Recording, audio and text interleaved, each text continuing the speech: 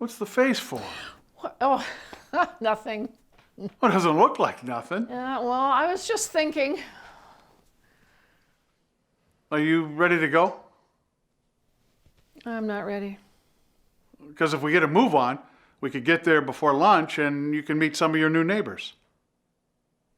Everything that ever happened to me happened in this house. It's all memories. They've been popping up out of nowhere, like, just, yeah, I don't know. Well, leaving's hard, but trust me, it's for the best. Can I make you a cup of coffee? Nope, it's packed. Right. This house has a lot of memories for me, too. Remember the time Mr. Olson from down the block brought over his pet snake for us to look at? I don't think I've ever heard anybody scream as loud as you did when you answered the door. I have to stop by and give him my new address. Mr. Olson died 10 years ago, remember? Well, of course he did. I knew that. If you really want to know, when you came in, what I was thinking about was the last time that I saw Elsie before she passed. I was here, but I don't think I even really saw her. Well, that had to be 50 years ago. No, thereabouts, yeah. Elsie was off at school already.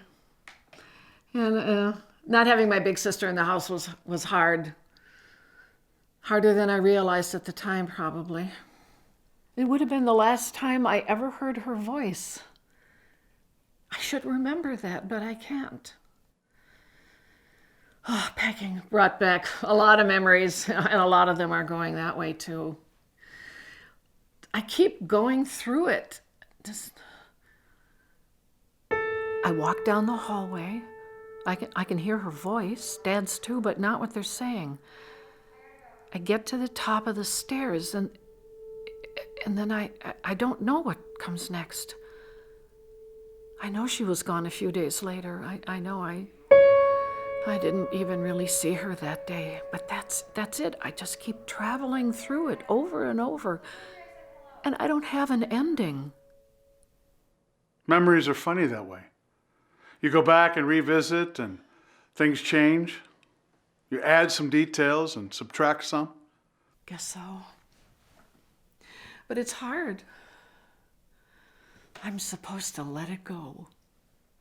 Reminds me of a story my grandmother told me. I have a tough time remembering it all. Most is there, but parts are just gone. Yeah.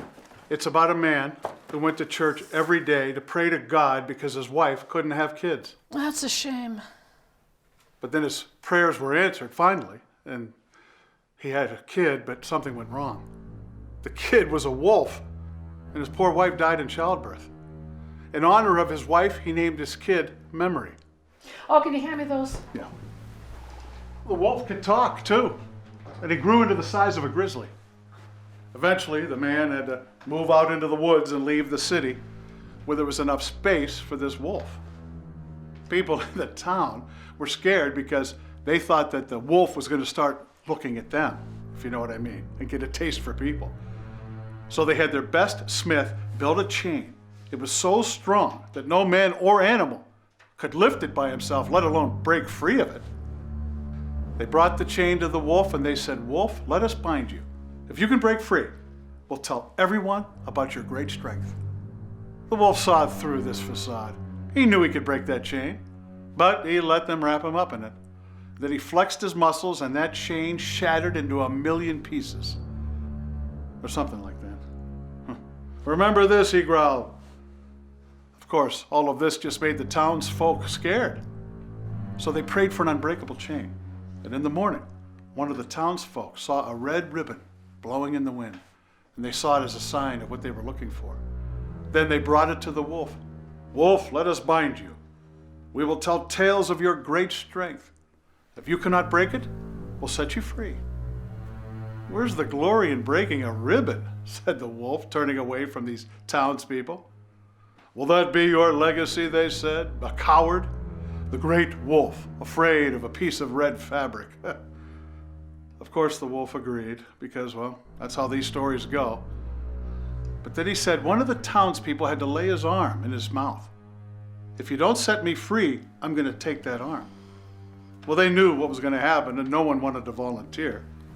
Then Memory's father volunteered to be the one to put his arm in his mouth. After a long time, Memory admitted that he couldn't break free. The townspeople, since they were never going to let him free anyway, celebrated. Memory's father closed his eyes and looked at him and said, "Do it." Well, the wolf bit down, and as the man was bleeding out in the snow, Memory turned away from his father.